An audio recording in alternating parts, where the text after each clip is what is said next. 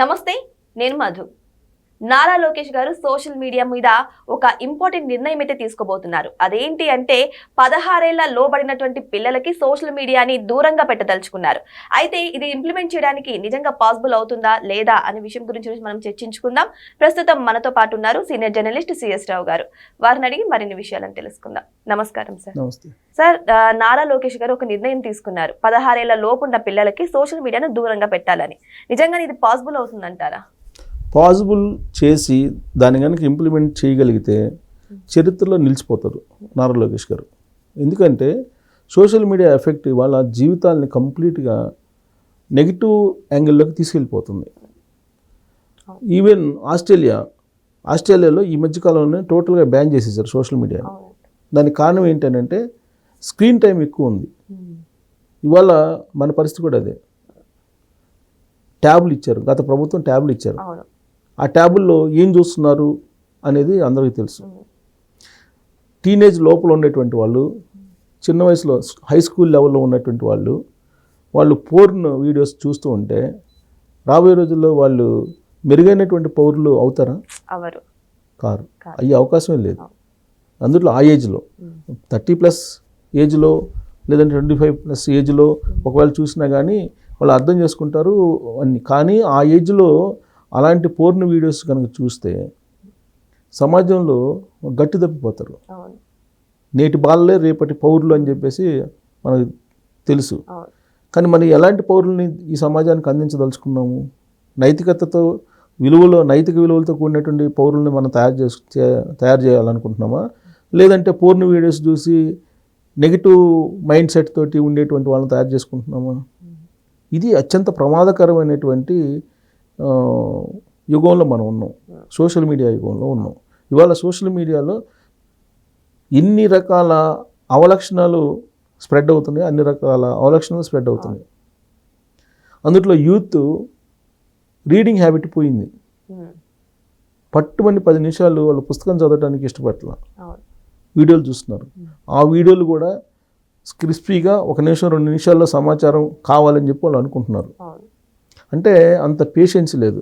జనరల్గా మన శరీరానికి ఆహారం తింటే ఏ విధంగా శక్తి వస్తుందో, రీడింగ్ అనేది కనుకుంటే రీడింగ్ రైటింగ్ ఈ రెండు ఉంటే మన మెదడుకి అంత షార్ప్నెస్ వస్తుంది. ఇది సైకాలజిస్టులు చెప్తుంటారు. అసలు ఇవాళ రాసేవాళ్ళు కానీ చదివేవాళ్ళు కానీ లేకుండా పోయారు, తగ్గిపోయారు. వాళ్ళ లైబ్రరీస్కి వెళ్తే లైబ్రరీలో ఇప్పుడు ఉన్నటువంటి యూత్ ఉండలేదు. సో ఇవన్నీ గమనించారు లోకేష్ గారు. ఎందుకంటే ప్రపంచంలో ఆ ఆధునిక టెక్నాలజీ ఎలా వెళ్తుంది, ఆ ఆధునిక టెక్నాలజీని సద్వినియోగం ఎంతమంది చేసుకుంటున్నారు, దుర్వినియోగం ఎంతమంది చేసుకుంటున్నారు అనేది అవగాహన ఉన్నటువంటి లీడరు లోకేష్ గారు. ఎందుకంటే ఆయన ఆల్రెడీ ఫారిన్లో చదివారు, స్టాన్ఫోర్డ్ యూనివర్సిటీలో చదివారు. అక్కడ తెలుసు, పరిస్థితులు తెలుసు, ప్రపంచంలో పరిస్థితులు తెలుసు. మరి ఆస్ట్రేలియా లాంటి దేశము టోటల్గా సోషల్ మీడియాని పక్కన పెట్టేసింది కదా. చైనాలో రిస్ట్రిక్షన్స్ ఉన్నాయి కదా, ఈవెన్ అమెరికాలో కూడా రిస్ట్రిక్షన్స్ ఉన్నాయి కదా. మరి మన దేశంలో రిస్ట్రిక్షన్స్ ఎందుకు ఉండకూడదు?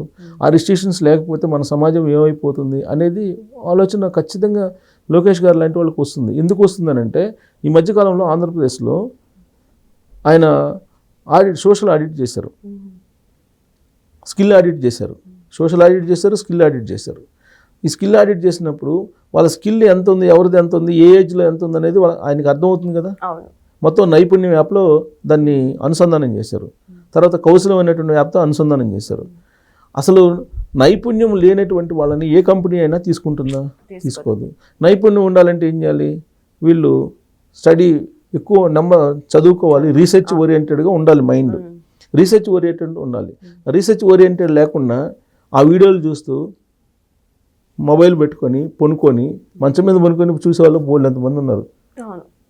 ఇవాళ ప్రతి ఇంట్లో మనిషికి ఒక మొబైల్ ఉంది, అది కూడా స్మార్ట్ ఫోన్లు, మామూలు ఫోన్లు కాదు, స్మార్ట్ ఫోన్లు ఉన్నటువంటి వాళ్ళు ఎక్కువ ఉన్నారు. 130 కోట్లు సుమారుగా మొబైల్స్ వాడుతున్నారు మన వాళ్ళు. 130 కోట్ల మంది జనం ఉంటే 130 కోట్లకు పైగా మొబైల్స్ వాడుతున్నారు. చిన్న పిల్లలు కూడా వాడుతున్నారు సార్. 5th క్లాస్ దాటినట్టు వాళ్ళు కూడా మొబైల్ ఫోన్ కావాలని పేరెంట్స్ నేర్పించేస్తున్నారు.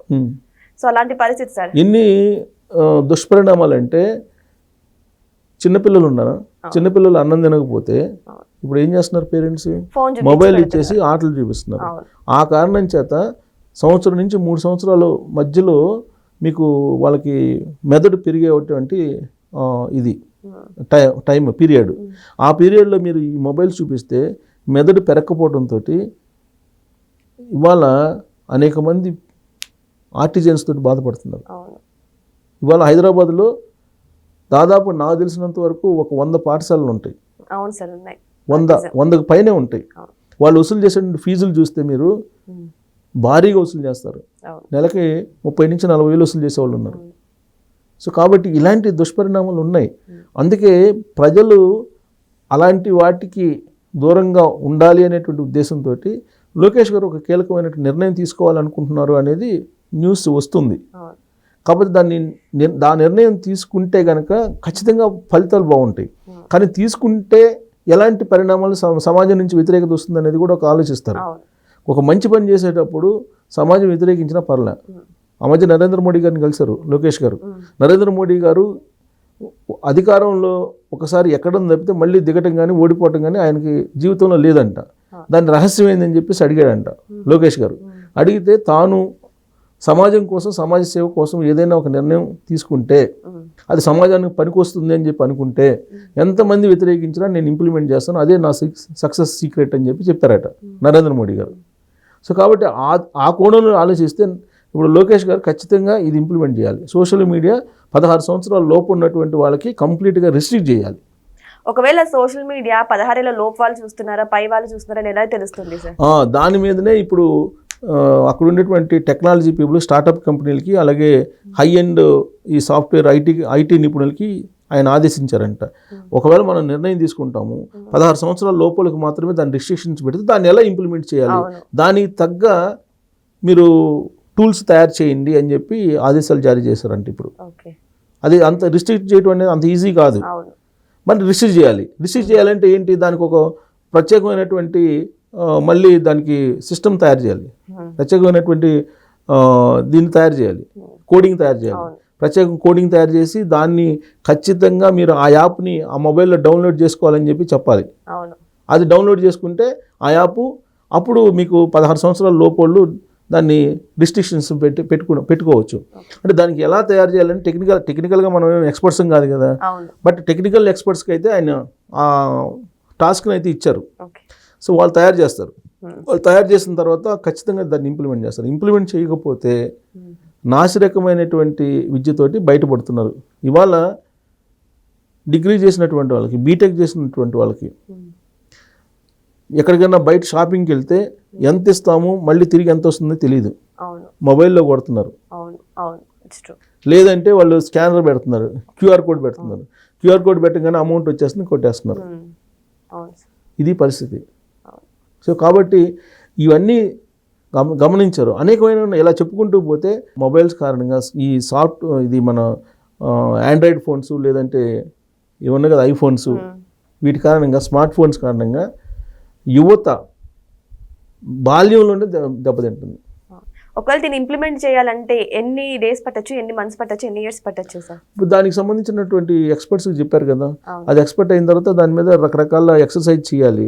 ఎక్సర్సైజ్ చేయడంతో పాటు 16 సంవత్సరాలకి రిస్ట్రిక్షన్ చేస్తే మరి వాళ్ళు కామ్గా ఉంటారా? వాళ్ళ గంజాయికి అలవాటు పడిన వాళ్ళ మీద కేసులు పెడితేనే వాళ్ళు తిరగబట్టి పోలీసులు కొట్టే పరిస్థితి ఉంది. ఇవాళ మరి దీనికి వ్యసనంగా మారిపోయింది. మొబైల్ చూడటం అనేది వ్యసనంగా మారిపోయింది. చంద్రబాబు గారు అనేక సందర్భాలు చెప్తుంటారు, భార్యని వదిలిపెట్టి భర్త ఉండగలడు, భర్తను వదిలిపెట్టి భార్య ఉండగలదు, కానీ మొబైల్ని వదిలిపెట్టి మాత్రం వీళ్ళిద్దరూ ఉండలేరు అని చెప్పి చెప్తూ ఉంటారు. అంటే అంత వ్యసనంగా మారిపోయింది. అది ఆ వ్యసనం నుంచి దూరం చేయాల్సిన బాధ్యత పాలకుల మీద ఉంటుంది, బాధ్యత అది. సో కాబట్టి ఖచ్చితంగా అది ఇంప్లిమెంట్ చేయాలి. లోకేష్ గారు దాన్ని ఇంప్లిమెంట్ చేస్తారని నేను కూడా అనుకుంటున్నాను. ఎందుకంటే ఆల్రెడీ టెక్నికల్ ఎక్స్పర్ట్స్కి ఇచ్చారు కాబట్టి ఈ టాస్క్, వాళ్ళు దానికి ఎలా చేయాలి, ఏంటి రిస్ట్రిక్షన్స్ ఎలా పెట్టాలి అనేది ఖచ్చితంగా ఉంటుంది. ఇప్పుడు ఆస్ట్రేలియాలో కూడా ఇప్పుడు బ్యాన్ చేశారు కదా, ఆస్ట్రేలియాలో బ్యాన్ చేశారు, చైనాలో కూడా అదే పరిస్థితి ఉంది. సో కొన్ని అమెరికాలో కూడా కొన్ని రిస్ట్రిక్షన్స్ ఉన్నాయి. మన సొసైటీ బాగుపడాలంటే, మన పిల్లలు బాగుపడాలంటే, మన సమాజం బాగుపడాలంటే ఖచ్చితంగా కొన్ని నచ్చకపోయినా కఠినమైన నిర్ణయాలు తీసుకోవాల్సిన అవసరం ఉంది. ఖచ్చితంగా 16 సంవత్సరాల లోపలికి ఈ సోషల్ మీడియాలో ఈ కంటెంట్ ఏదైతే ఉందో, పోర్న్ కంటెంట్, దాన్ని రిస్ట్రిక్షన్ చేయాలి. ఇప్పుడు ట్యాబ్లు ఇచ్చేస్తున్నారు ఇప్పుడు ఈ గవర్నమెంట్ కూడా ట్యాబ్స్ ఇస్తుంది స్కూల్ లెవెల్లో. ఆ స్కూల్ లెవెల్లో ట్యాబ్ ఇచ్చిన తర్వాత ఏ వీడియోలు అంటే ఆ వీడియో ఇప్పుడు వాళ్ళు ఆ ఏజ్లో చదువుకోమంటే చదువుకుంటారు, దాంట్లో ఓటర్ వీడియోస్ చూస్తారు. సో కాబట్టి ఇవి చాలా ప్రమాదకరం, డేంజర్. ఇప్పుడు వాజ్పేయి గారు ఎప్పుడో చెప్పారు, వాజ్పేయి గారు మొబైల్ అనేది ఒక పెద్ద ఆటం బాంబు లాంటిదని, అదే అందరినీ సర్వనాశనం చేసిద్ది అని చెప్పి. అసలు ఆయన కలర్ టీవీలని ఆయన అడ్డుకోవాలని ప్రయత్నం చేశారు, కానీ అడ్డుకోలేకపోయారు.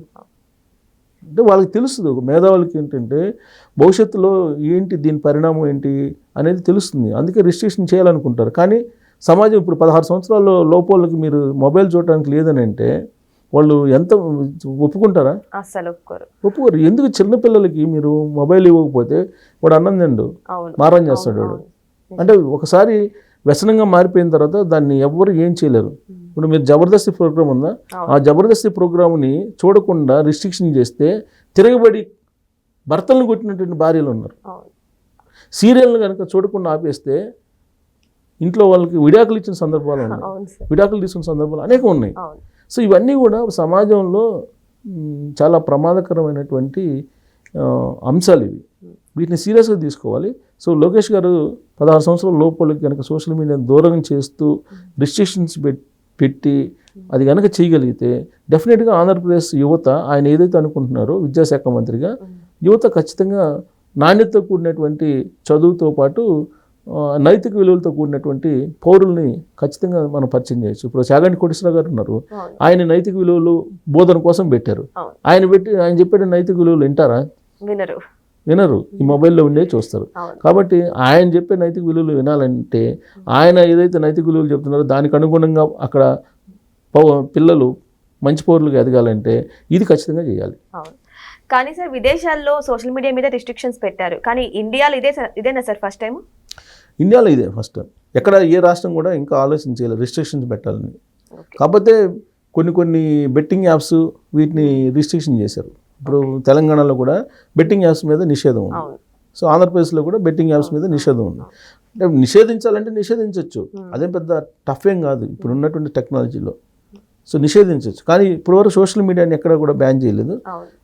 సోషల్ మీడియా టోటల్ బ్యాన్ చేయడం కాదు, 16 సంవత్సరాల వాళ్ళకి చూడటానికి లేకుండా నిషేధం విధించాలనేది.